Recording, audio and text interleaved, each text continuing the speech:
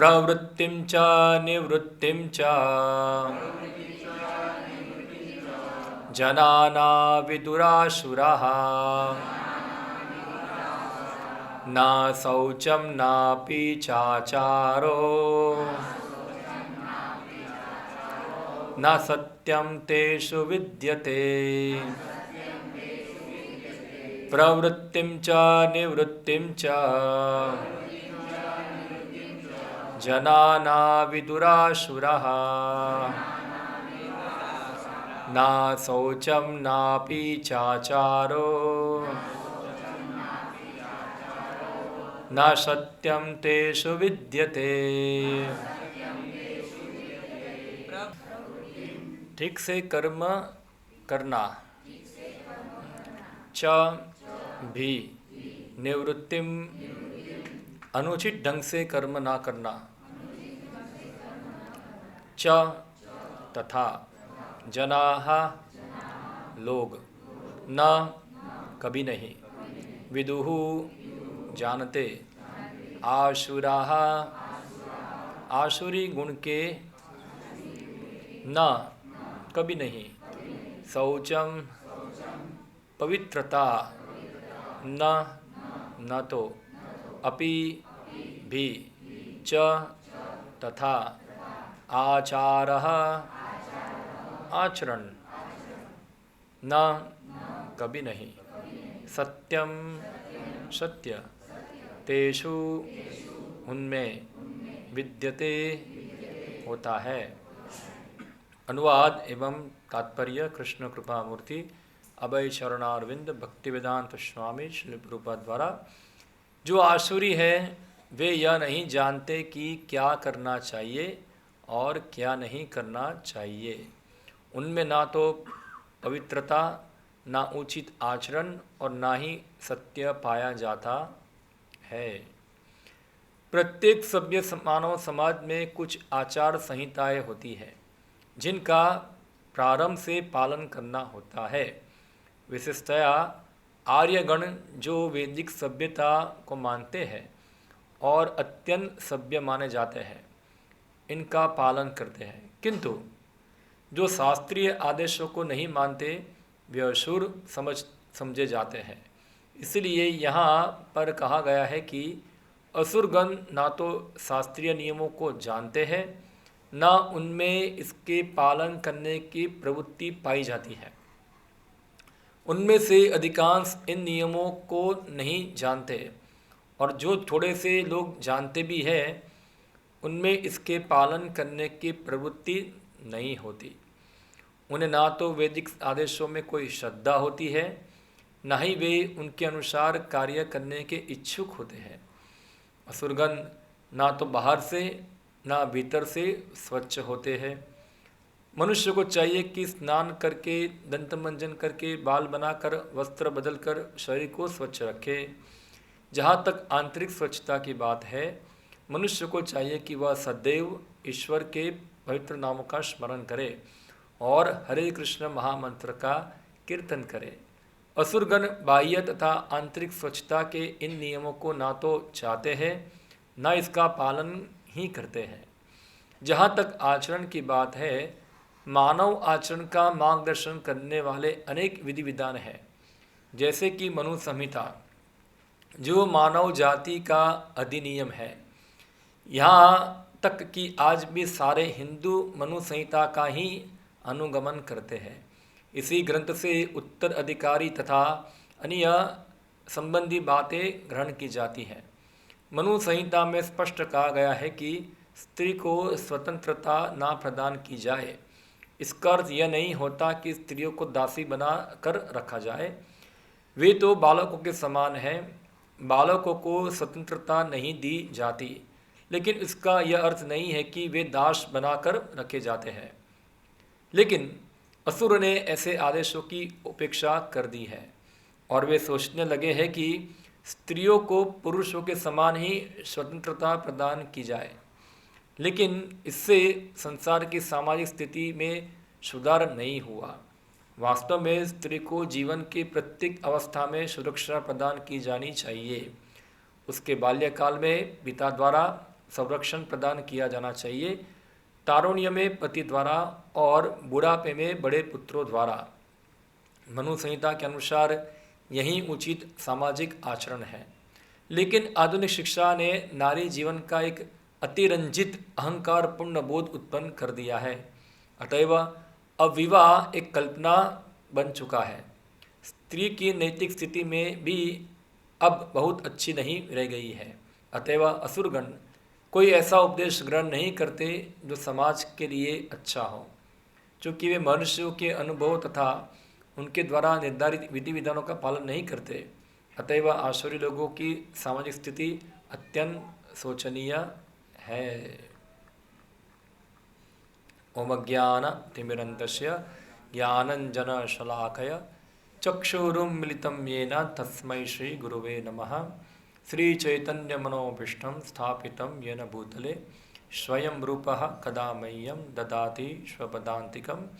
वन्देऽहं श्रीगुरो श्रीयुतपदकमलं श्रीगुरुन् वैष्णवांश्च श्रीरूपं साग्रजातं सहगण रघुनाथं नितं त्वं सजीवं साद्वैतं सावधूतं परिजनसहितं कृष्ण चैतन्यदेवं श्री राधा कृष्ण पादान सहगण ललिता श्री विशाखान्वितांश्च श्री कृष्ण चैतन्य प्रभु नित्यानंद श्री अद्वैत गदाधर श्रीवासादि गौर भक्त वृंद। हरे कृष्णा कृष्णा कृष्णा हरे हरे, हरे राम राम राम हरे हरे। हरे कृष्णा। तो हम लोग पढ़ रहे हैं 16वां अध्याय देवी अशौरी गुण। इससे पहले हम लोगों ने देवी गुणों के बारे में सुना था और अभी अन्य श्लोकों के अंदर भगवान बता रहे हैं असुर गुणों के बारे में। आसुरी गुण क्या क्या है, तो हमने लंबा चर्चा किया था देवी गुणों के बारे में। जो लोग नहीं होंगे उनको पता नहीं होगा, मगर आप गीता पढ़कर देख सकते हैं। अभी भगवान जो है असुरी गुणों के बारे में बता रहे हैं। तो सबसे पहले भगवान ने क्या किया, असुरी गुणों का खाली एक क्या दे दिया, एक खाली मुख्य मुख्य गुण बता दिए। क्या है? दंभो दर्प अभिमानश्च क्रोध पारुषम एवच अज्ञानम चाभिजातस्य पार्थ संपदम आशुरीम। हे पुत्र, दंभ, सब धम को समझते हैं, इसका अर्थ क्या होता है? दंभ यानी कि अगर आपके पास कुछ है तो आप उसका वो दंभ करते हैं अन्य के सामने। दंभी व्यक्ति पता चलता है कि दंभी है, बहुत ही है। तो दंभ, दर्प, अभिमान, क्रोध, कठोरता, अज्ञान, ये सब क्या है? आसुरी स्वभाव के लक्षण है। तो जिनमें ये गुण पाए जाते हैं वो सब क्या है? आसुरी स्वभाव वाले हैं। हाँ। और फिर भगवान बताते हैं देवी संपद विमुक्षाय निबंधाय आसुरी मता माँ शुच संपदम देवीम अभिजातोसी पांडवा। तो जो देवी गुण है वो क्या करता है? देवी संपदा विमुक्षाय, यानी कि इसका अर्थ क्या है कि जिसके पास देवी गुण है वो व्यक्ति मुक्ति प्राप्त करने के लिए क्या है? योग्य व्यक्ति है। निबंधाय आसुरी मता, और जो व्यक्ति के अंदर असुर गुण है वो उसके लिए क्या है? बंधन लगता है, वो ज़्यादा सांसारिक बंधनों में गिरेगा। अर्जुन को भगवान बताते हैं तुम चिंता मत करो, तुम असुर गुण वाले नहीं हो, तुम कौन हो? देवी गुण वाले हो। फिर भगवान बताते द्वो भूत सर्गो अस्मिन् लोके अस्मिन् देव आसुर एवच देवो विस्तरस प्रोक्तम आसुरम पार्थ मे शृणु। हे प्रतापुत्र, इस संसार में दो प्रकार के प्राणी हैं। कौन है? द्वो भूतो सर्गो लोकेस्मिन, दो प्रकार के क्या है? भूत है। भूत यानी कि मनुष्य है। एक कौन है? देव, और दूसरे क्या है? असुर। तो भगवान बताया देवता के बारे में मैंने बता दिया है विस्तार से, अभी असुरों के बारे में सुनो। तो असुर और देवता में फर्क कैसे करेंगे हम लोग? तो दो चीज़ों से पता चलता है कौन असुर है और कौन देवता है। तो एक श्लोक विष्णु पुराण में भी आता है, द्वो भूते लोको अस्मिन देव असुर एव च विष्णु भक्त स्मृति देवा आसुर तद विप्रयः। इसका अर्थ ये हुआ कि जो विष्णु का भक्त है वो सब कौन है? देव है। उसके अलावा जो भी हुई सब क्या है? असुर बताए गए हैं। और इसके अंदर भी ऐसा बताए, जो व्यक्ति शास्त्रों को मानता है वो कौन है? वो देवी गुण वाला है। और जो शास्त्र को नहीं मानता है वो सब क्या है? असुरी गुण वाले हैं। या तो जो लोग शास्त्र को खाली बोलने के लिए मानते हैं मगर उस अंदर से पालन करने की कोई इच्छा नहीं है, या तो शास्त्र को खाली दिखाते हैं कि हम मानते हैं और बोलते हम पालन करते हैं मगर उसमें श्रद्धा नहीं है। जैसे रावण था, वो भी शास्त्रों को तो मानता था मगर शास्त्रों को पालन करता नहीं था, इसलिए वो क्या बन जाएगा? वो असुर की कैटेगरी में आएगा। तो जो असुर जो होते हैं, हो सकता है कि वो विद्वान हो, बहुत बड़े विश्वविद्यालय के अंदर पढ़ा लिखा हो, कोट टाई पहनता हो, मगर शास्त्र में विश्वास नहीं है, तो वो क्या है? वो आसुरी गुण वाला व्यक्ति है। अभी ये आसुरी गुण वाले व्यक्ति करते क्या है? तो यह अभी जो हमने श्लोक पढ़ा इसके अंदर बताया, प्रवृत्तिम च निवृत्तिम च जनाना विदुरा आसुरा ना शोचम नापि चाचारो ना सत्यम तेषु विद्यते। तो सबसे पहले आता है प्रवृत्ति और निवृत्ति। इसका अर्थ होता है कौन सा कार्य करना चाहिए और कौन सा कार्य नहीं करना चाहिए। तो वो हमको कैसे पता चलेगा कौन सा कार्य ठीक है और कौन सा कार्य ठीक नहीं है? कैसे पता चलेगा हमको? हाँ, शास्त्रों से पता चलेगा। हाँ, हम अपने मनगढ़ंत तरीके से नहीं जान सकते कि ये कार्य क्या है, सही है, ये कार्य गलत है। अभी असुर लोगों ने क्या कर दिया है? शास्त्र के ऊपर ही क्वेश्चन मार्क करना चालू कर दिया है। हाँ, कि ये सब शास्त्र जो है वो ब्राह्मणों द्वारा बनाए गए हुए हैं, ऐसा है। और ये खास कर शूद्रों और स्त्रियों की पूरा विरोध में ही लिखा हुआ है। ऐसा हम देखते हैं, कई बार लोग ऐसा बात करते हैं। और ये शास्त्र जो है वो जातिवाद सिखाता है।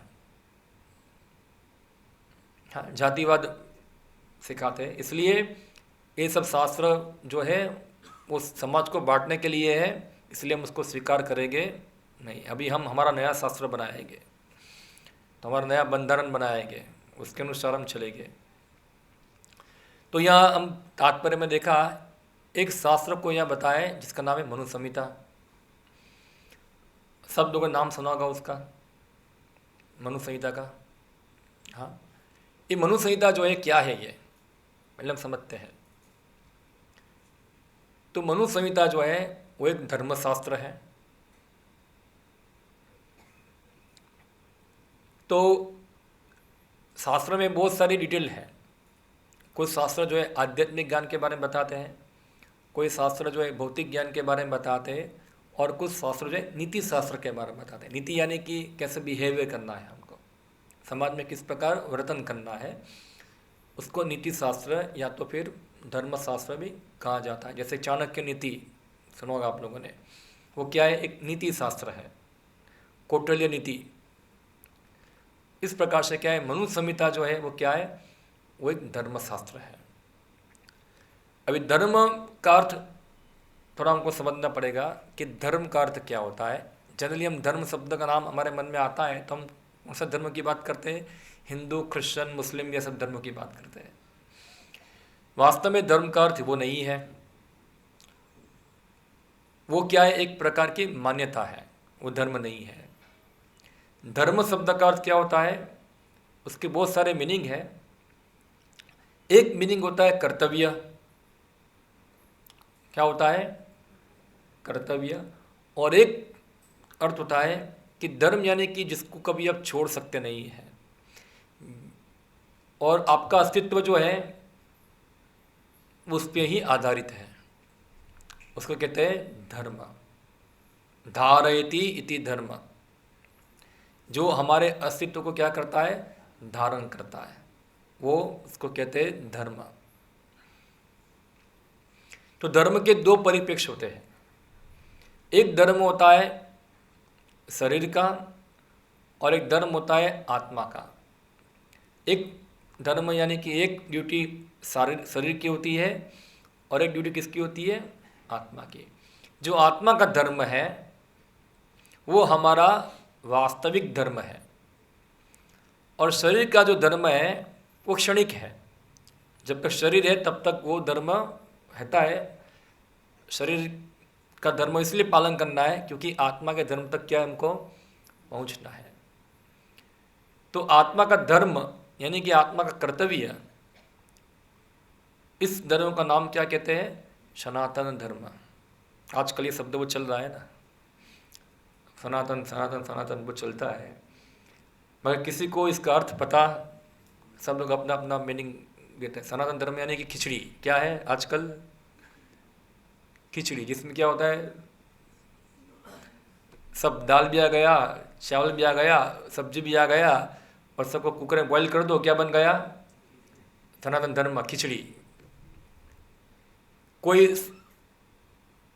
मॉडर्न समय, आज के आधुनिक समय के अंदर जो सनातन धर्म को रिप्रेजेंट कर रहे हैं या बोलते हैं कि हम सनातन धर्म पालन करते हैं, ना तो उनके पास कोई सॉलिड फिलॉसफी है इसको बैकअप करने के लिए, क्या करना है वो पता नहीं है, और क्या कर्तव्य है वो भी पता नहीं है। तो आजकल जो कोई सनातन धर्म के नाम पे चलता है वो वास्तव में सनातन धर्म नहीं है, वो आज का मॉडर्न हिंदू धर्म है। हिंदू भी नहीं है वो, तो सब खिचड़ी है, समझो क्या है, सब खिचड़ी चलती है। सनातन शब्द का अर्थ पहले हमको जानना पड़ेगा। सनातन शब्द का अर्थ होता है जिसकी शुरुआत नहीं है और जिसका अंत नहीं है, इसको क्या कहते हैं, सनातन। तो हम देखते हैं सृष्टि की शुरुआत हुई कि नहीं हुई, शास्त्र क्या बोलते हैं उसके बारे में, हुआ है ना। ब्रह्मा जो है उनका जन्म होता है, और ब्रह्मा क्या करते हैं, सृष्टि का सर्जन करते हैं। इसका मतलब ये हुआ कि सनातन धर्म जो है ब्रह्मा के जन्मों से पहले भी होना चाहिए। तो ब्रह्मा के जन्म के पहले कौन था, तो धर्म होगा। तो हम देखते हैं कि सनातन कौन है, एक तो भगवान सनातन है और भगवान की शक्ति सनातन है। तो भगवान कृष्ण विष्णु वो क्या है, सनातन है। आप गीता में पढ़िए, भगवान गीता में क्या बताते हैं, अजो अपिन सन्वयात्मा, मैं जन्मा हूँ। ऐसा नहीं कि भगवान कृष्ण 5000 साल पहले जन्म लिए, इससे पहले भगवान कृष्ण नहीं थे। भगवान कृष्ण थे, वो कहाँ थे, तो भगवान कृष्ण सनातन है, इसलिए उनका घर भी क्या है, सनातन है। इसलिए उनके धाम को क्या कहते हैं, सनातन धाम, या तो फिर गोलोक धाम, वृंदावन धाम। क्योंकि ये जो भगवान कृष्ण का धाम जो है, ना तो उसका सर्जन होता है, ना तो उसका क्या होता है, विनाश होता है, वो रहता ही है, वो कभी ख़त्म होता नहीं। इसको सनातन धाम कहते हैं। तो जब भगवान यहाँ आते हैं अपने सनातन धाम से इस जगत के अंदर, तो हम उसको कहते हैं भगवान ने अवतार ग्रहण किया, यानी भगवान प्रकट हुए यहाँ। तो भगवान सनातन है, उनका धाम सनातन है। फिर एक सनातन है जीवात्मा, आत्मा भी क्या है, सनातन है। क्या आत्मा का जन्म होता है, गीता में दूसरे अध्याय के अंदर भगवान क्या बताते हैं, अजो शाश्वतो अयम पुराणो न हन्यते हन्यमाने शरीरे। ना तो आत्मा का विनाश हो सकता है, वो मरने के बाद उसको मानने से मरता नहीं है। आत्मा के अजो नित्य शाश्वत अयम पुराणो, पुराणिक है। अभी मेरा प्रश्न होता है, आत्मा पहले आया कि भगवान पहले आए,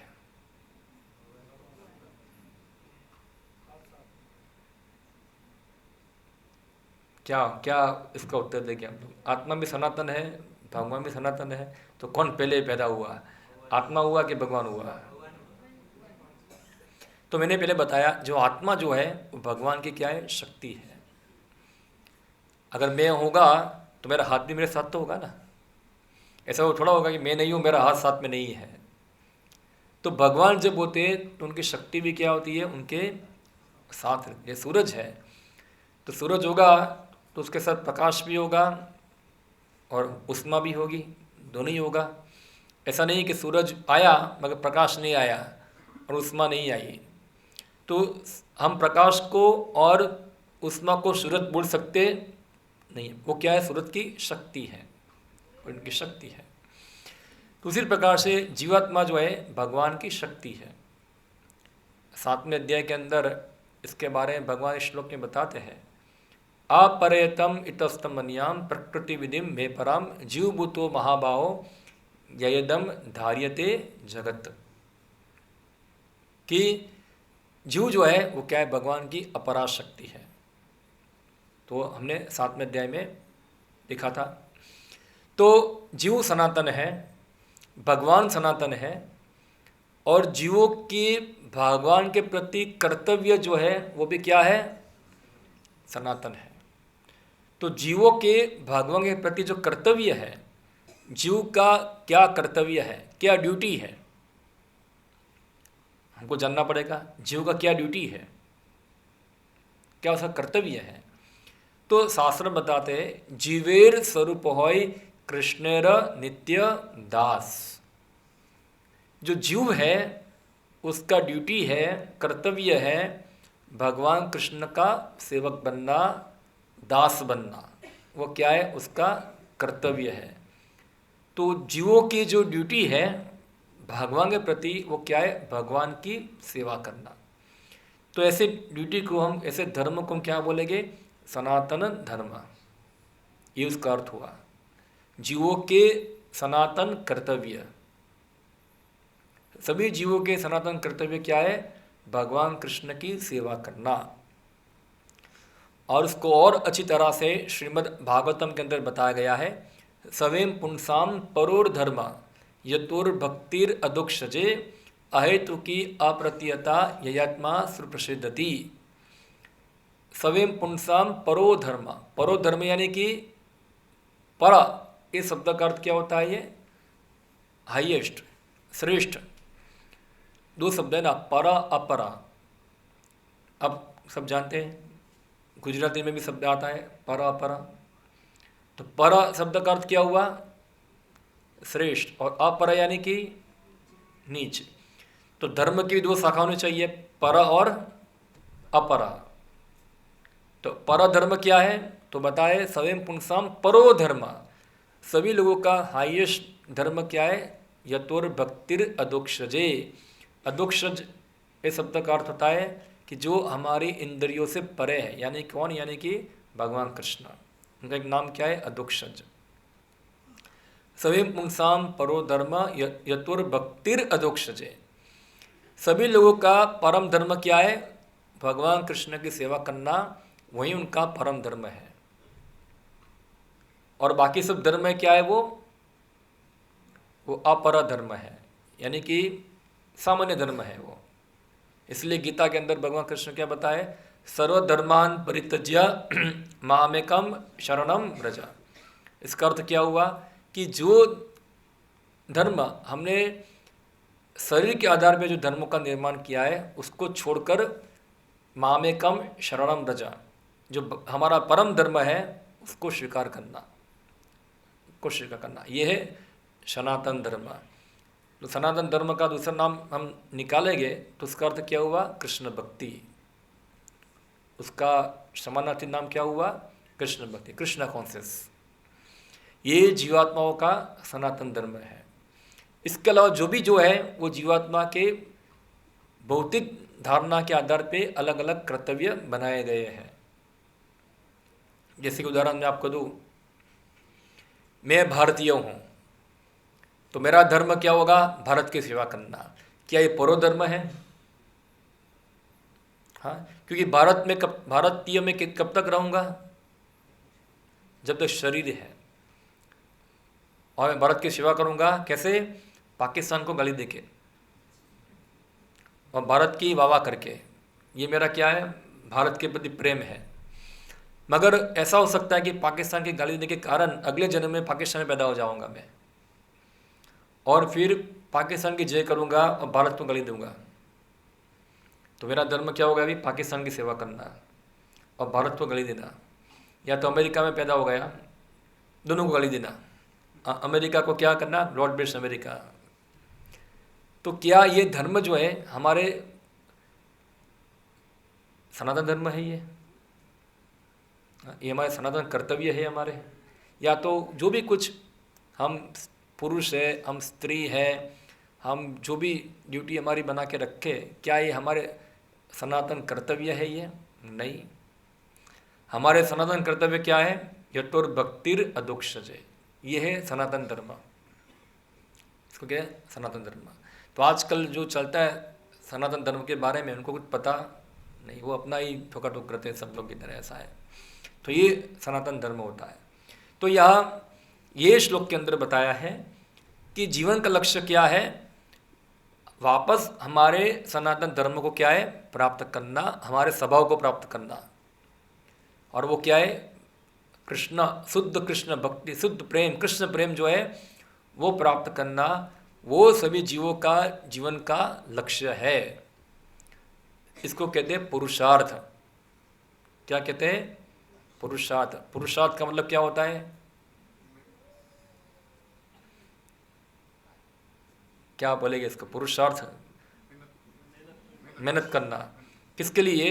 कुछ पुरुष वत्ता अर्थ, अर्थ यानी कि कुछ ऑब्जेक्टिव है आपका, कुछ लक्ष्य है आपका।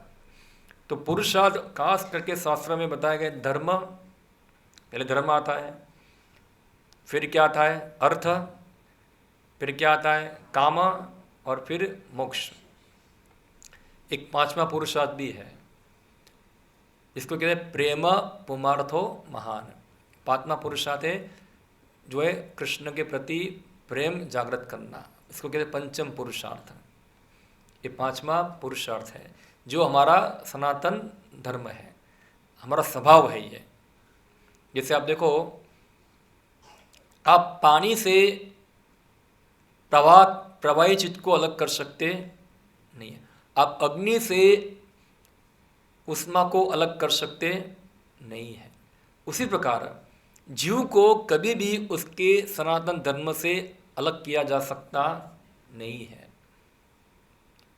वो रहता ही है। तो हम सब जीव है ना।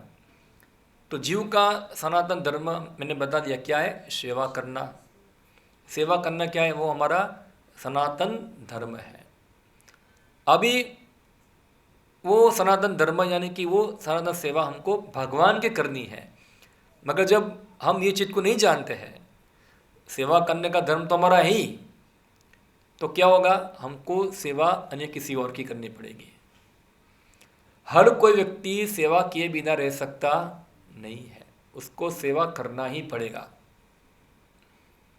और जो इस प्रकार भगवान की सेवा छोड़कर अन्य चीज़ों की सेवा करता है, ऐसा समझकर कि मैं ईश्वर हूँ, वो भ्रम में आके सेवा करता है। सेवा तो उसको करनी ही पड़ेगी। जैसे कि आप देखो, घर के अंदर पुरुष होगा, किसकी सेवा करता है? वो अपनी पत्नी की, बच्चों की, परिवार की करता है कि नहीं करता है? पूरा दिन रात मेहनत करता है, किसके लिए? हाँ, परिवार की सेवा करने के लिए। या तो फिर पत्नी घर की सेवा करती है, ऑफिस में सेवा करेंगे, बॉस की सेवा करनी पड़ती है, मेहनत। कोई सेवा किए बिना रह सकता नहीं है। अगर कोई व्यक्ति किसी का सेवा नहीं करेगा तो अंत में किसकी सेवा करेगा? वो एक कुत्ते की सेवा करेगा। तो हम देखते कई बार घर के अंदर कुत्ता लेके आ जाते हैं, हाँ, और कुत्ते की सेवा करते हैं। कुत्ते घुमाने ले जाते हैं, उसको नहलाते हैं, कुत्ता आगे चलेगा, वो पीछे चलेगा, बीच में खड़ा रहेगा, टांग ऊंचा करेगा, पेशाब करेगा, उसको कई बार साफ भी करना पड़ता है उसको, इसका मलमूत्र। यानी कि अंत में इसको कुत्ते की सेवा करनी होती है।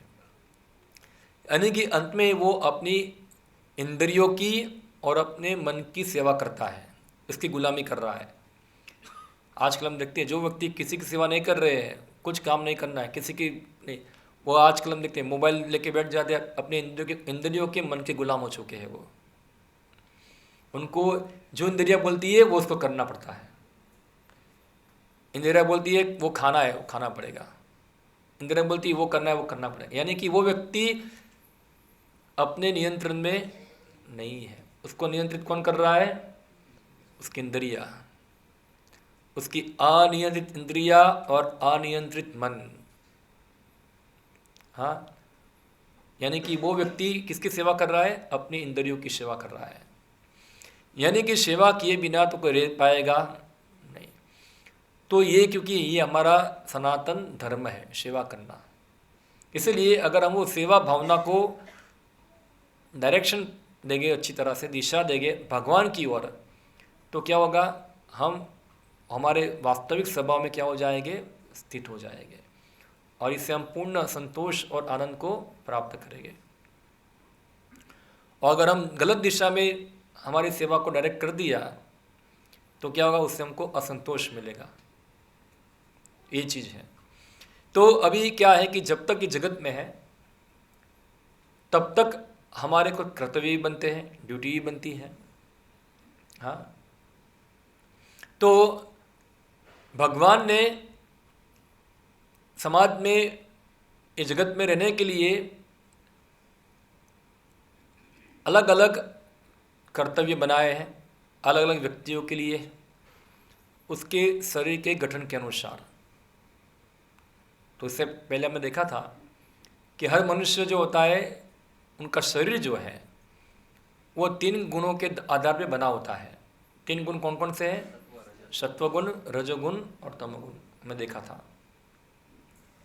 तो हर क्रियाकलाप जो हमारी होती है ये 3 गुणों के अनुसार क्या होती है? चलती है। तो इसलिए क्या है कि जब हमारा जन्म होता है तो हमारे अंदर कोई एक गुण का प्रभाव क्या होगा? ज़्यादा होगा। जैसे आग है, तो आग का उपयोग आप किस में कर सकते हैं? आप आग से जला भी सकते हैं और आग से आप क्या कर सकते हैं? भोजन भी बना सकते हैं। तो जो गुण जो है हमारे 3 गुण जो है, भगवान ने इन 3 गुणों के द्वारा हमारा जो शरीर बना है, हमने एक स्वभाव बनाया है जो धर्म के अनुसार, यानी कि जो शास्त्र के अनुसार अगर ये गुणों को, ये नियमों को पालन कर कर हम गुणों को प्रॉपर दिशा में डायरेक्ट करते हैं तो उससे क्या होगा? हम हमारे सनातन धर्म को प्राप्त करेंगे। ये गुण से हमारा पतन होगा नहीं, हमारा पतन होगा नहीं। मगर हम फिर शास्त्र के नियम को नहीं मानेंगे तो क्या होगा? हमारे गुण तो काम करने वाले ही हैं, और क्या होगा? हम मन तरंग से कार्य करेंगे, इससे क्या होगा? हमारा पतन होगा। तो हमारे शरीर के गठन के अनुसार हमको एक विशेष प्रकार का स्वभाव और स्थिति मिलती है। इसीलिए सनातन धर्म का दूसरा एक नाम है वर्णाश्रम धर्म। क्या है? जो एक सनातन धर्म क्या है मैंने बता दिया ऊपर, जो हमारा नित्य है, और जब तक हम मुक्त नहीं हो जाते हैं तब तक जो धर्म पालन करना होता है उसको क्या कहते हैं? वर्णाश्रम धर्म। 4 वर्ण और 4 आश्रम के कर्तव्य सभी सभ्य समाज में ये होना ही चाहिए। और उसका विभाजन जो है 4 वर्ण, आपको पता 4 वर्ण यानी क्या है? ब्राह्मण, क्षत्रिय, वैश्य और शूद्र। अभी ये विभाजन हमको समझना है, ये जन्म के आधार पे होता नहीं है, पहले होता था। कब? जब से ये उनका जो गोत्र जो है वो चालू हुआ, तब से लेकर अब तक उसके परिवार में किसी प्रकार के संस्कार ना हुए हो तो, संस्कार हुए तो आएगा, अगर संस्कार नहीं हुए हैं तो क्या हो जाएगा? वो तो खत्म हो गया, अभी जन्म के आधार पे खत्म हो गया। यानी कि जब से वो गोत्र, ब्रह्मा से जो गोत्र चालू हुआ है, जब से इस सृष्टि का सृजन हुआ तब से लेकर अब तक, हाँ, तो संस्कार में आता है अलग अलग संस्कार। हमने देखा था इस देवी गुण में, देखा संस्कार के बारे में देखा था हम लोगों ने। उसमें से कहा था गर्भधारण संस्कार, हाँ, जो खास करके उच्च कोटि के संतान प्राप्त करने के लिए किए जाते हैं। अगर किसी व्यक्ति ने गर्भधारण संस्कार नहीं किया है तो क्या होगा, उनके घर के अंदर तो देवी गुण वाले संतान आएंगे नहीं, असुर ही पैदा होंगे, या तो वर्णशंकर प्रजा होगी, ऐसी प्रजा उत्पन्न होगी। तो अभी वर्तमान कलयुग में क्या है, तो कोई गर्भधारण संस्कार कोई करता, इसलिए जो भी प्रजा होती है वो सब क्या है, सब वर्णशंकर ही है। हाँ, कोई ना तो क्षत्रिय है, ना कोई ब्राह्मण है, ना कोई शूद्र है, ना तो कोई, सब वर्णशंकर है। पता नहीं उसका बाप क्षत्रिय होगा कि नहीं होगा, उसका बाप ब्राह्मण होगा कि नहीं होगा, कुछ क्लियर नहीं है, सब कन्फ्यूजन है, ऐसा है। इसलिए जन्म के आधार पे डिसाइड करना कि ये व्यक्ति ये वर्ण का है, वो संभव नहीं है, अभी संभव नहीं है। हाँ, ये मुख्य चीज़ नहीं है। इसलिए व्यक्ति के गुणों के आधार पे विभाजन होना चाहिए। इसलिए गीता के अंदर भगवान कृष्ण क्या बताए, चातुर्वर्ण मया सृष्टम गुण कर्म विभागशः। ये 4 वर्ण और 4 आश्रम बनाए मैंने, किसके अनुसार, गुण और कर्मों के अनुसार। तो व्यक्ति का जो स्वभाव होगा, वो स्वभाव के अनुसार वो तो काम ढूंढने वाला ही है, अपना करने वाला ही है, आप उसको कभी भी रोक पाओगे नहीं। मगर अगर वर्णाश्रम पालन करता है तो उसके काम को एक दिशा दे सकते हैं। जैसे आपको दो उदाहरण दूँ, जो लोग हम देखें स्कूल के अंदर बहुत सारे बच्चे होते हैं, उसमें एक बच्चा क्या होता है, वो तूफानी होता है, सब बच्चों को क्या करता है, मारता है। टीचर क्या करेंगे, वही बच्चों को क्या बना देंगे, मॉनिटर। तो क्या हो गया, फिर वो सब बच्चों को क्या कर दिया, शांत कर दिया। अभी टीचर का काम सॉल्व हो गया। अभी टीचर ने क्या कर दिया, उसका स्वभाव था सबके डोमिनेट करने का, उस स्वभाव को क्या कर दिया, उसने सही जगह पे लगा दिया। तो ऐसे समाज के अंदर अलग अलग स्वभाव वाले व्यक्ति होते हैं, और भगवान क्या करते हैं, उस स्वभाव को गलत सही जगह पे लगाते हैं। जैसे समाज के अंदर 4 प्रकार के स्वभाव वाले व्यक्ति रहते ही हैं। एक वर्ग होगा बुद्धिमान वर्ग, इसके पास क्या है, बहुत बुद्धि है, उसकी बुद्धि बहुत चलती है, अक्ल बहुत ज़्यादा है। दूसरा क्या है, बलशाली वर्ग, इसका क्या चलता है, ताकत ज़्यादा है। तीसरा क्या है, व्यापारी वर्ग, पैसा कमाने की बुद्धि बहुत है। और चौथा क्या है, लेबर, मेहनत ज़्यादा करेगा, लेबर करेगा, जो काम होगा वो करेगा, लेबर करने में एक्सपर्ट है वो। ये 4 प्रकार का विभाजन, आप भारत में जाओ, चाइना में जाओ, अमेरिका में जाओ, रशिया में जाओ, कोई भी जगह में जाओ, आपको 4 प्रकार के लोग तो मिलेंगे ही वहाँ होते हैं ना। हाँ, तो जो बुद्धिमान वर्ग जो है, शास्त्र के अंदर ऐसे बुद्धिमान वर्ग को एक जगह पे रखा गया, उसको कहते हैं ब्राह्मण। क्या कहते हैं, ब्राह्मण, जो बुद्धि से काम करते हैं। सेकंड, जिनके पास बल था ज़्यादा, उनको क्या बना दिया, क्षत्रिय। तीसरे लोग जिनको पैसा कमाने की बुद्धि थी, वो क्या बन गए, वैश्य।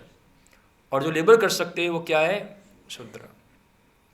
अभी देखो, चलो हम वर्णाश्रम व्यवस्था को भूल जाते हैं, आजकल बोलते हैं वर्णाश्रम तो कास्ट सिस्टम है, उसको छोड़ दो आप। आज भी क्या समाज में बुद्धिमान लोग नहीं है क्या, नहीं है? ऐसे साइंटिस्ट लोग होते, सब कौन है, बुद्धिमान नहीं है? हाँ, क्या आज बलशाली लोग नहीं है? क्या आज पैसा कमाने वाले नहीं है, व्यापारी? क्या लेबर लोग नहीं है? आज है, मगर क्या है, ऑर्गेनाइज नहीं है। प्रॉब्लम क्या है, प्रॉपर ऑर्गेनाइज नहीं है, उनका प्रॉपर ट्रेनिंग नहीं हुआ है। तो वर्णाश्रम समाज में क्या था, जो बुद्धिमान वर्ग था उसका एक अलग ट्रेनिंग होता था, जो बलशाली था उसका एक अलग ट्रेनिंग होता था, जो पैसे वाले, जिसको पैसा कमाना है उसका अलग ट्रेनिंग था, और शूद्र का अलग ट्रेनिंग था। आज क्या है ट्रेनिंग सबकी? आज स्कूल में क्या ट्रेन किया जाता है सबको? खाली शूद्र ही बनना है। क्या बनना है? शूद्र, यानी कि नौकरी करना, लेबर करना, वही है। हाँ, शूद्र बनने का ही क्या है, प्रशिक्षण दिया जाता है। तो जो बुद्धिमान वर्ग है वो रहेंगे समाज के अंदर, तो उनकी बुद्धि का उपयोग कहाँ किया जाना चाहिए? तो शास्त्र, भगवान जो है वर्णाश्रम के अनुसार ब्राह्मण को लगाए भगवान की शिक्षाओं को समझने और उसका प्रचार प्रसार करने के लिए। ये जिम्मेदारी किसको दिया? भगवान ने ब्राह्मण को दिया। ये ब्राह्मण का धर्म हो गया। फिर क्या हो गया? वो इसका धर्म है। पठन पाठन यजन याजन दान प्रतिग्रह, ये ब्राह्मण का धर्म माना जाता है। शास्त्रों को पढ़ना, दूसरों को पढ़ाना, यज्ञ करना, पूजा करना, अन्य को पूजा कराना, दान ग्रहण करना और दान देना, किसका धर्म है? ब्राह्मण का। ये ड्यूटी है ब्राह्मण की, बराबर। उसी प्रकार क्षत्रियों का धर्म बताया गया है। क्या करना? शासन करना, प्रजा की रक्षा करना। बड़े सारे लोग तो शासन शक्ति है तो क्या है? उनको शासन करना है, चोर चक्कों को भगाना है। हाँ, अगर क्षत्रिय ताकत वाले नहीं है तो क्या होगा? चोर चक्के क्या करेंगे? समाज को जीने देंगे नहीं। तो उनको क्या चाहिए?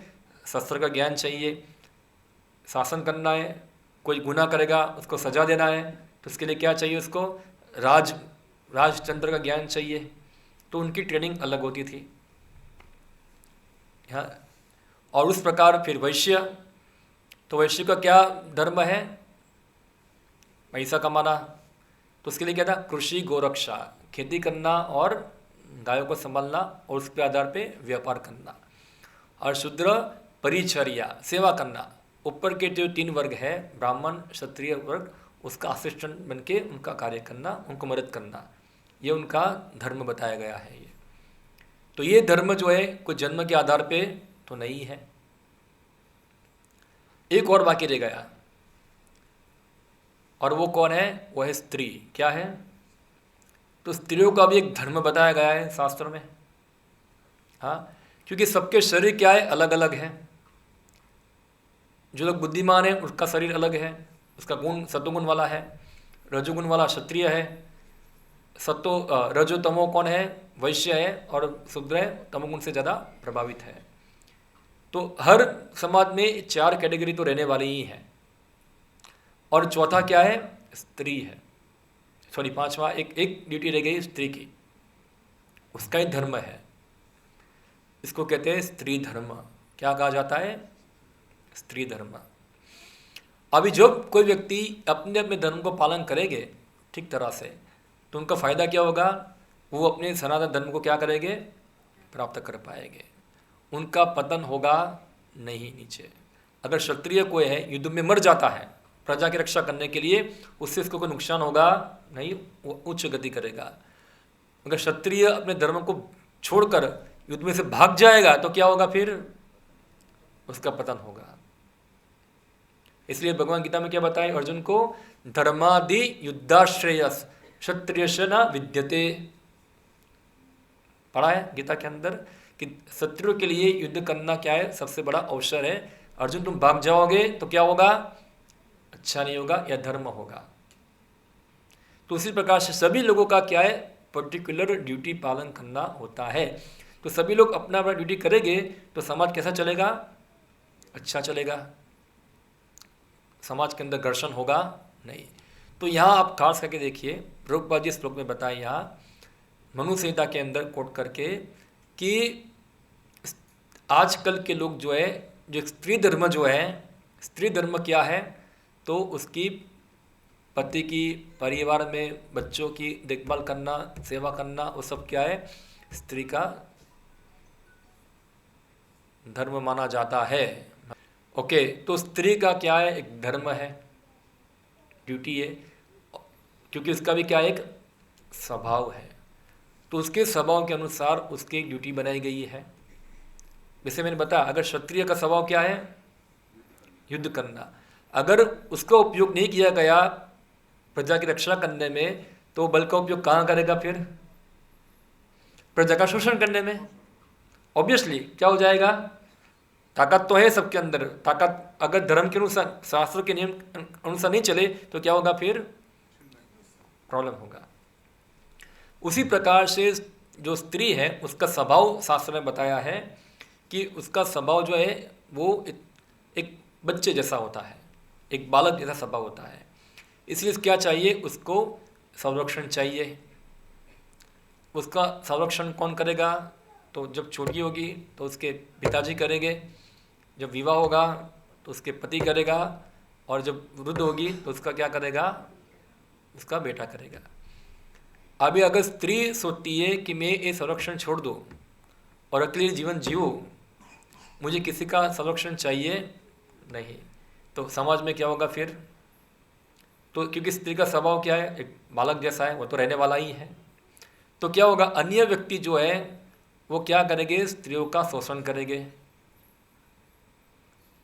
तो आजकल हम देख रहे हैं ऐसा,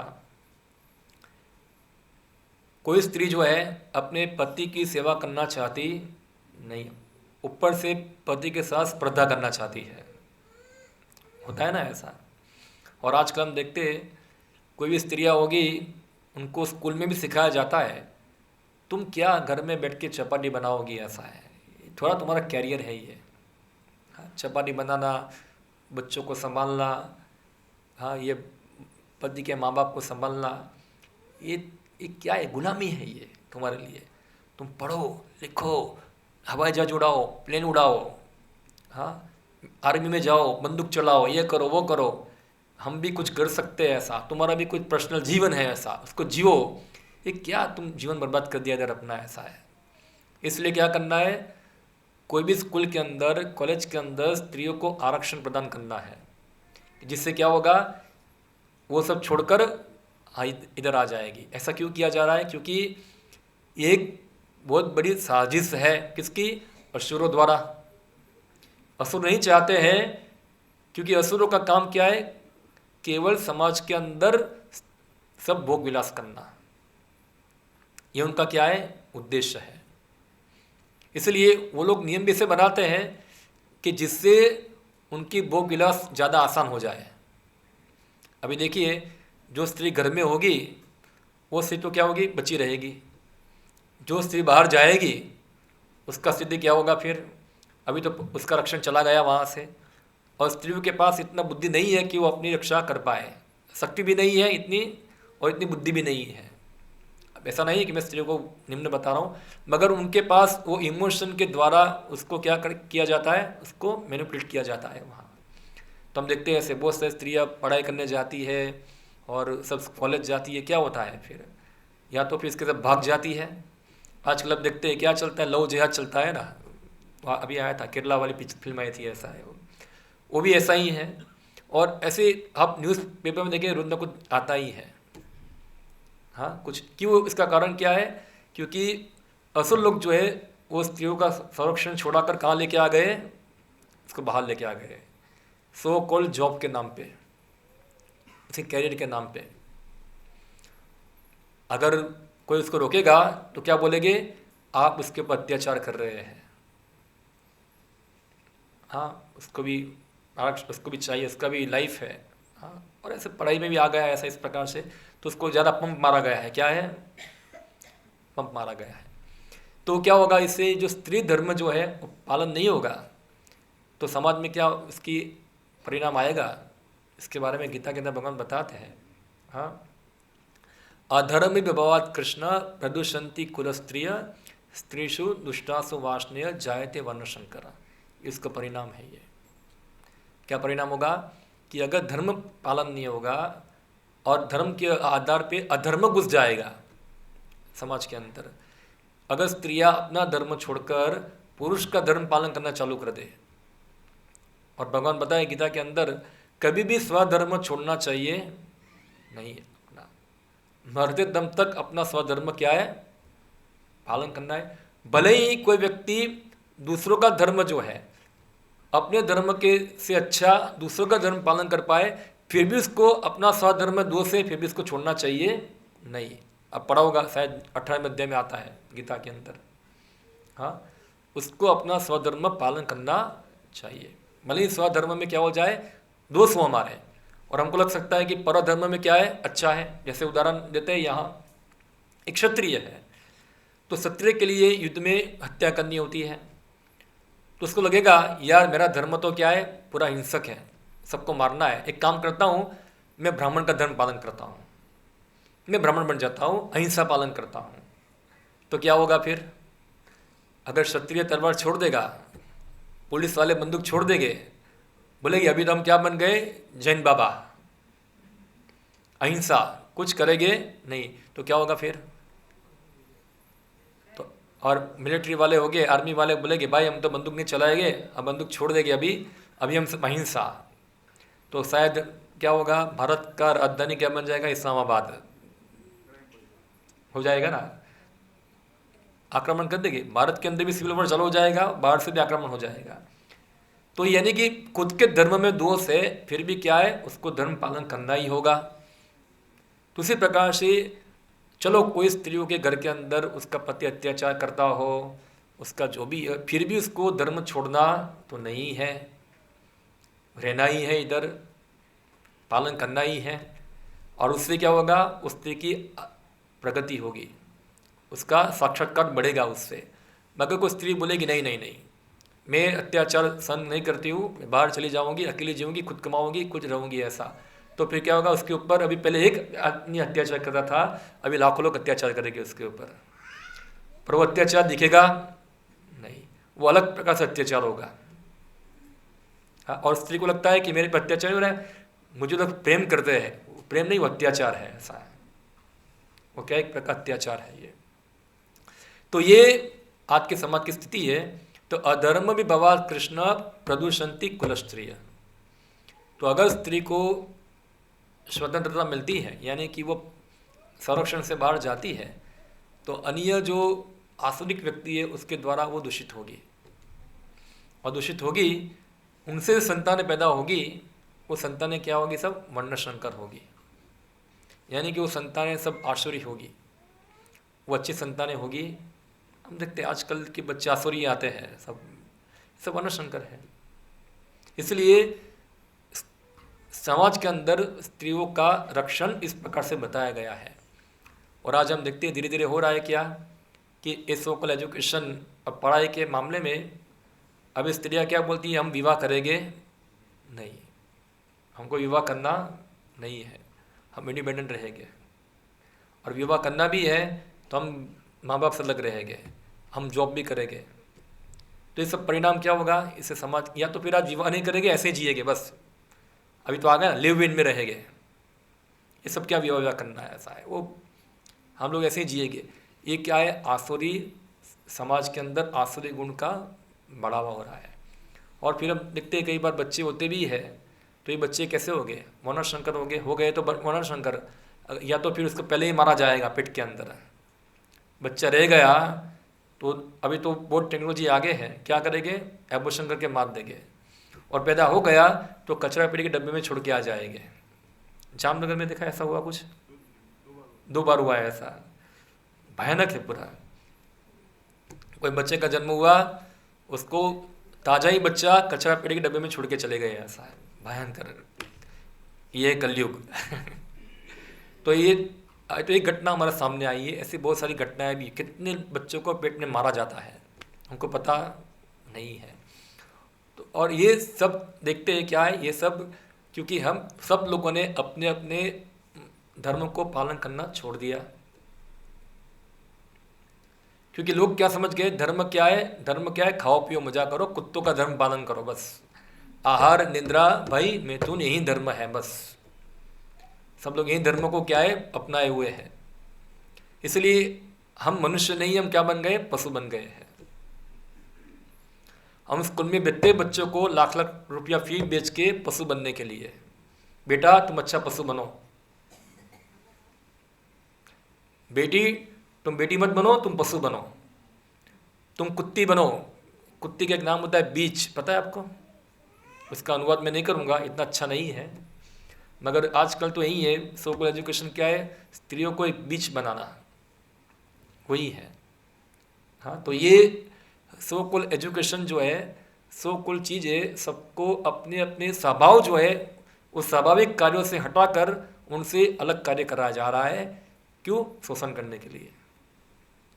तो गुरुबा जी यहाँ यही बता रहे हैं कि आजकल मनुष्यता को क्या कर दिया है, लोग नहीं मान रहे हैं, क्योंकि इसमें क्या है, स्त्रियों के ऊपर और शूद्र के ऊपर शोषण बताया गया है। कोई शोषण नहीं है, सबको अपने अपने अधिकार के अनुसार कर्म करने का पूरा अधिकार है। भगवान बताए कर्मण्य अधिकारस्ते, सबको अपना अपना कार्य करने का क्या है, अधिकार है। अभी मैं चाहूँगा कि मुझे आर्मी में जाके बंदूक फोड़ना है, मैं फोड़ सकता हूँ, क्या मेरा अधिकार है ये फोड़ना? क्योंकि इसके लिए क्या करना पड़ेगा, मेरा शरीर, मेरा मानसिक स्थिति, मेरा स्वभाव होना चाहिए ना ऐसा। अगर मुझे बेच दिया तो क्या होगा, बंदूक सामने भी होगी, मेरा हाथ क्या होगा, कांपेगा, वो ब्लड देख पाएगा नहीं, तो क्या है, वो बंदूक नहीं फोड़ पाएगा उधर। और एक आर्मी वाले को बोलेंगे तुम भाई अहिंसा बन जाओ, ऐसा है, तुम ब्राह्मण बन जाओ, तो बन पाएगा? वो नहीं बन सकता, क्यों, वो स्वभाव नहीं उसका वहाँ। ऐसे उसी प्रकार से हर व्यक्ति के लिए उनके स्वभाव के अनुसार भगवान ने अलग अलग कर्तव्य बनाए हैं। हाँ, वो कर्तव्य पालन करने से व्यक्ति की प्रगति होती है। ये वर्णाश्रम धर्म है ये। और ये अभी क्या हो गया है, पूरा टूट चुका है। और लोग जो बोलते हैं ये वर्णाश्रम धर्म क्या है, समाज को बांटना सिखा, बांटना नहीं है। ऐसा नहीं है कि शूद्र को नीच बताया गया है शास्त्र में, सबका अपना धर्म है, शूद्र में धर्म पालन करता है। इसमें क्या है, अगर मेरा स्वभाव है झाड़ू मारने का, तो फिर उसमें मुझे प्रॉब्लम क्या है, मैं प्रामाणिकता से काम करता हूँ ना, मैं झाड़ू मार के जीवन जीता हूँ। तो झाड़ू मार के जो कार्य कर रहा है, या तो ब्राह्मण, दोनों एक ही है, दोनों ही भगवान के क्या है, अंग है, दोनों ही समाज की सेवा कर रहे हैं, दोनों ही भगवान की सेवा कर रहे हैं, तो दोनों को सम्मान मिलता है। जितना ब्राह्मण को मिलता है, अगर वो शूद्र अपना धर्म पालन करेगा तो उसको भी सम्मान मिलेगा। हाँ, तो ये इस प्रकार वैदिक समय के अंदर सबको इस प्रकार देखा जा, समान देखा जाता था सबको, ऐसा ऊंच नीच नहीं था। ये क्या है, खाली कर्मों का विभाजन है। वो आज भी चल रहा है कर्म, आज भी सफाई करने वाले, ऐसा नहीं कि नहीं है।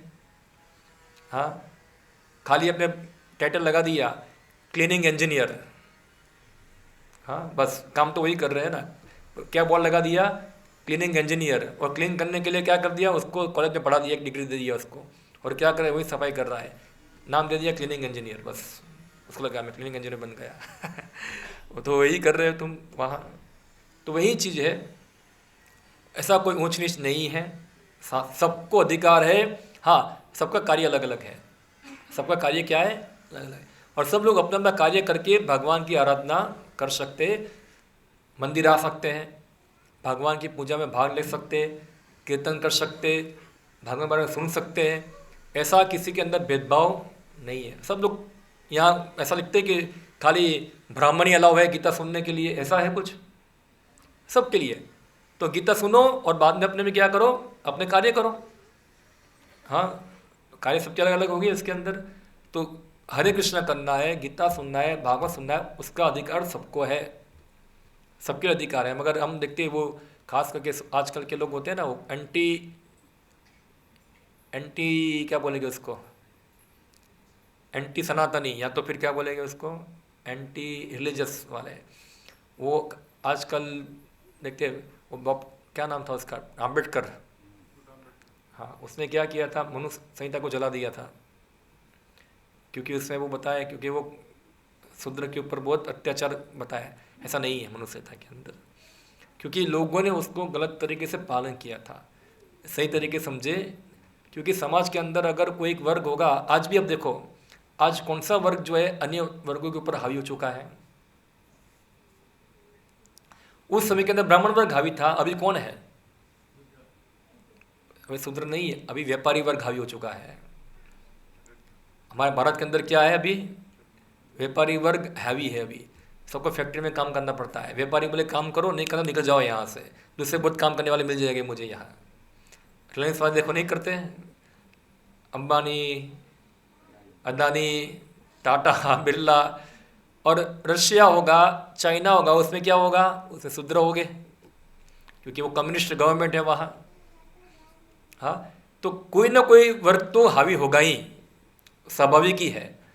अन्य कोई कंट्री होगा, अब जाओ कोरिया में जाओ, नॉर्थ कोरिया में, वहाँ क्या होगा, बताना सही होगा, वो किम जोन बैठा हुआ है वहाँ। हाँ, तो देखो वो तो स्वाभाविक है। इसलिए शास्त्र में क्या है, जो बलशाली वर्ग है उसको ट्रेनिंग किया जाता है शासन करने के लिए। इसलिए हमारे शास्त्र के अनुसार लोकशाही भी नहीं थी, ना तो कम्युनिज्म था, ना तो ये डिक्टेटरशिप था। हमारे शास्त्र में राजाशाही बताई गई है। राजा लोग शासन करते थे, क्योंकि उनको ट्रेन किया जा रहा था वहाँ, और सब लोग स्वीकार करते थे राजा को। ऐसा नहीं कि राजा के विरुद्ध बड़वा करते थे, ऐसा है, क्योंकि राजा भी इस प्रकार प्रजा की रक्षा करते थे, उनकी संपत्ति की, उनकी जान मान की, और साथ साथ उनकी आध्यात्मिक जीवन की भी रक्षा करते थे कि ये लोग पाप कर्म में ना गिर जाए। ये राजा को चिंता होती है। आज के राजा को चिंता है ऐसी, राजा ने कि आज के नेता को, कि ये प्रजा जो मेरी है सब पाप करे, मुझे कोई पड़ी ही नहीं है। खाली क्या देना चाहिए, मुझे टैक्स देते होना चाहिए, बस खाली आप मुझे क्या दो, टैक्स दे दो और आप यहाँ रहो, आपको जो करना है वो करो, हम उस पर पढ़ते नहीं। तो ये तो पशु का शासन व्यवस्था है। हाँ, तो ये समझना है कि शास्त्र जो है, मनु संहिता जो है, वो कोई बोगस पुस्तक नहीं है, वो साइंटिफिक बुक है पूरा, और लोगों को किस प्रकार जीवन जीना है उसके आधार पे हमारा बंधारण भी होना चाहिए। इसलिए पहले के राजाओं लोग थे, वो एक धर्मशास्त्र के आधार पे शासन करते थे, उनको अलग से बंधारण बनाने की आवश्यकता नहीं थी। भारत आज़ाद हुआ तो ये जो पहले राजा लोग शासन करते थे, जामनगर में राजा थे, यहाँ मैं मिला हूँ राजा को यहाँ के, पूछा भी है कि आप पहले शासन कैसे चलता था, उनके धर्मशास्त्र थे पूरे। अब ये निकल गया, भारत आज़ाद हो गया, तो भारत को नया बंधारण बनाना पड़ा। क्या गया अभी इसके अंदर, तो सब कंट्री का खिचड़ी बनाया। क्या बनाया सबका, थोड़ा चाइना का लिया, थोड़ा रशिया का लिया, थोड़ा ब्रिटिश का लिया, ज़्यादातर ब्रिटिश का ही लिया है, सब अंग्रेज का ही लिया है ज़्यादातर तो, और एक पूरा क्या कर दिया, खिचड़ी बना के रख दिया। अब यही चल रहा है खिचड़ी, अभी खिचड़ी को और खिचड़ी बना रहे हैं यूसीसी ला के, और नया उसमें हल्दी डाल रहे हैं अभी, तो ये सब चलता, ये सब और चीज़ को बिगाड़ना है, ऐसा है। नीच चीज़ क्या है, तो यही है कि शास्त्र के अनुसार सब लोग का कर्मों को नियंत्रण हो, सबके कर्म इस प्रकार चले, तो ये पद्धति है। इसमें कोई ऊंच नीच नहीं है इसके अंदर। सब लोग, मेरा स्वभाव है सफाई करना, तो मुझे शर्म क्या सफाई करने की, इसमें शर्म आनी चाहिए। आजकल क्या है, अगर कोई डॉक्टर होगा तो उसको लोग माला पहनाएंगे, सफाई करने वाला होगा उसको गाली देंगे, और आज हो रहा है ऐसा। हम देखते हैं कि अगर किसी का बच्चा खेती करता है, उसको कोई शादी करने की लड़की देगा नहीं। क्यों, खेती करता है, अरे बाप रे ऐसा काम, हाँ। मगर फैक्ट्री में जाके मजदूरी करता होगा, वहाँ इंजीनियर बना हुआ है, और वहाँ जाके पूरा नट बोल्ट घुमा रहा है उधर, उसको मिल जाएगी। क्यों, नौकरी कर रहा है, इंजीनियर है, डॉक्टर है। तो ये क्या दिखा रहा है, वो व्यक्ति क्या देख रहे हैं, जो व्यक्ति अपने स्वभाव के अनुसार कर्म कर रहा है उसका सम्मान करते नहीं है। अगर वो खेती नहीं करेगा, तुम खाओगे क्या, तुम क्या खाओगे। हाँ, अगर वो सफाई नहीं करेगा, सब गंदगी रहेगा ना इधर। तो सबको अपना अपना धर्म करना है, तभी शरीर चलेगा, वरना कैसे चलेगा। ऐसा हाथ बोलेगा मुझे खाली बस कुछ नहीं करना है, मैं खाली खाऊंगा, तो चलेगा। तो हर व्यक्ति का जो स्वभाव है उसके अनुसार उसको ड्यूटी करना ही है। वो आजकल क्या है, जहाँ जरा पैसा मिलता है वो काम कर लो। अगर खेती में पैसा नहीं मिलता है तो खेती को छोड़ दो, नौकरी कर लो। पहले के शूद्र ऐसे थे, अगर उनको जो मालिक की सेवा करता है, अगर उसको मालिक पैसा ज़्यादा ना भी दे, फिर भी शूद्र जो होता है अपने मालिक की सेवा छोड़ता नहीं था, और उसकी ये प्रामाणिकता थी, उसका धर्म में पवित्रता थी ऐसी। और मालिक भी वो शूद्र को अपने बेटे के जैसा रखता था।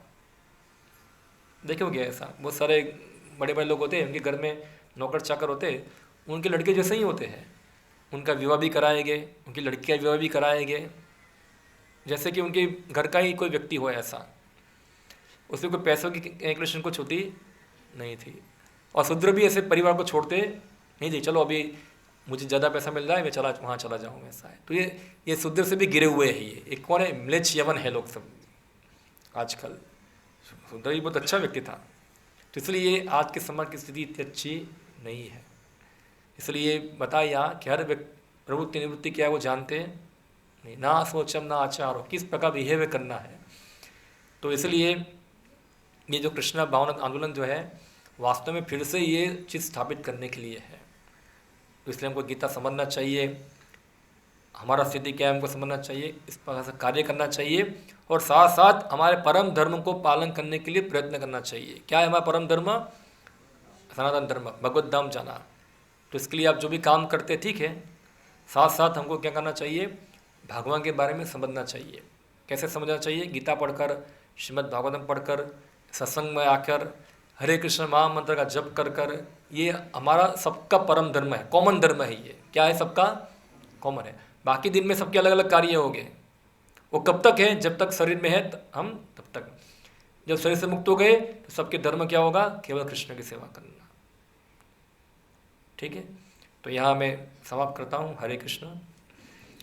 किसी को कोई प्रश्न हो विषय के ऊपर, कोई कमेंट हो तो आप थोड़ा पूछ सकते हैं मुझे, प्रश्न हो तो। हाँ, थोड़ा मैं बोलता हूँ, सबको सुना दे। ऐसा है, जो ब्राह्मण, क्षत्रिय, वैश्य, शूद्र है वो उत्तम वर्ण है। हाँ, 8 वर्ण, वर्ण 4 ही है।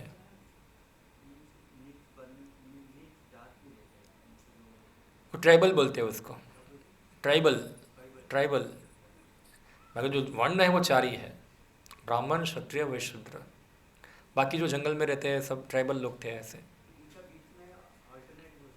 और ट्राइबल का भी कुछ धर्म होता है, ऐसा नहीं कि ट्राइबल भी अपने आप चलते हैं, उनका भी कोई कस्टम, कोई ट्रेडिशन होता है उनका भी। मगर सभ्य समाज ब्राह्मण, क्षत्रिय, वैश्य, शूद्र 4 है। अलग अलग क्वालिटी मीन्स अलग अलग गुण वाले लोगों के साथ कैसे डील किया जाए घर में? क्योंकि अगर सभी गुणों का लक्ष्य एक नहीं है तो प्रॉब्लम तो होगा ही। अगर ब्राह्मण है, क्षत्रिय है, वैश्य है, शूद्र है, सबका लक्ष्य भगवान की सेवा करना है, तो ब्राह्मण सब झगड़ा करेंगे नहीं। मगर सब अगर भगवान की सेवा नहीं है और सबको अपना अधिपति जमाना है तो क्या होगा? फिर झगड़ा ही होगा। यही सॉल्यूशन है, कृष्ण के लिए सेवा करना सबको अपने गुणों के अनुसार, तो कोई झगड़ा नहीं होगा। सबको पता है हम भगवान के लिए कर रहे हैं। अगर घर में पत्नी होगी तो सोचेगी ऐसा कि पति के साथ झगड़ा करूंगी तो भगवान संतुष्ट होंगे नहीं। पति भी सोचेंगे कि अगर पत्नी की मैं देखभाल नहीं करता हूँ ठीक तरह से, हाँ, तो भगवान संतुष्ट होंगे नहीं, तो मुझे उसकी देखभाल करनी है। बच्चे भी देखेंगे अगर मैं माँ बाप की सेवा नहीं करता हूँ तो भगवान संतुष्ट होंगे नहीं। तो भगवान के अंदर में होगे तो सब ठीक हो जाएगा। जहाँ से भगवान निकल गए केंद्र में से तो सब अपना स्वार्थ आ जाएगा उसके अंदर। तो आज यही होता है, सब अपने स्वार्थ के अनुसार ही जीते हैं। तो केंद्र में तो भगवान होना चाहिए। तो इसलिए ऐसा एजुकेशन होना चाहिए। पत्नी को समझना चाहिए कि मेरा पति जो है वो भगवान का प्रतिनिधि है, तो उसको इस प्रकार से ट्रीट करना चाहिए। तो भगवान संतुष्ट नहीं होगी अगर मैं उसको गाली दूंगी, तो वहाँ थोड़ा बिहेवियर अच्छा होना चाहिए वहाँ। और इस प्रकार पति, घर में परिवार सब लोग अच्छा बिहेवियर करेंगे तो भगवान से प्रसन्न होंगे। तो और क्या चाहिए हमको? भगवान की प्रसन्नता ही हमको लाना है। ठीक है, ओके। और कोई क्वेश्चन? किसी का क्वेश्चन?